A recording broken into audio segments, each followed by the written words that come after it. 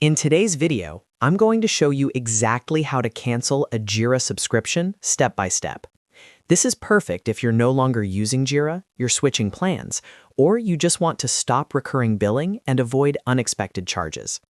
We'll walk through the full process inside Jira and Atlassian billing so you know exactly where to click and what to expect. If this video helps you out, make sure to hit the like button and subscribe for more simple software tutorials like this. All right, let's get started. First, open your browser and go to Jira. Log in using the Atlassian account that owns or manages the subscription. You'll need admin or billing permissions for this process, so if you don't see the billing options later, double-check that you're logged in to the correct account. Once you're inside Jira, look at the top right corner of the screen. Click on the Settings icon. This will open up the main admin and configuration options for your Jira workspace.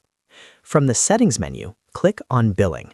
This will redirect you to the Atlassian admin billing area, where all of your active subscriptions are managed in one place.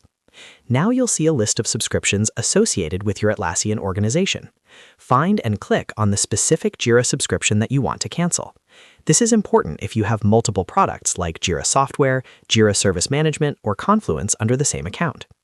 After selecting the subscription, click on Manage. This opens the detailed subscription management page where you can view usage, plan details, and billing options. Next, look for the three dots menu on the subscription page. Click on those three dots to open additional actions for this subscription.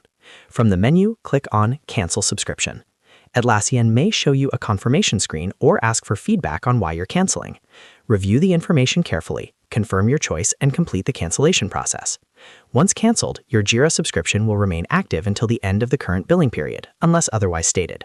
After that, billing will stop and you won't be charged again. And that's it. You've successfully canceled your Jira subscription.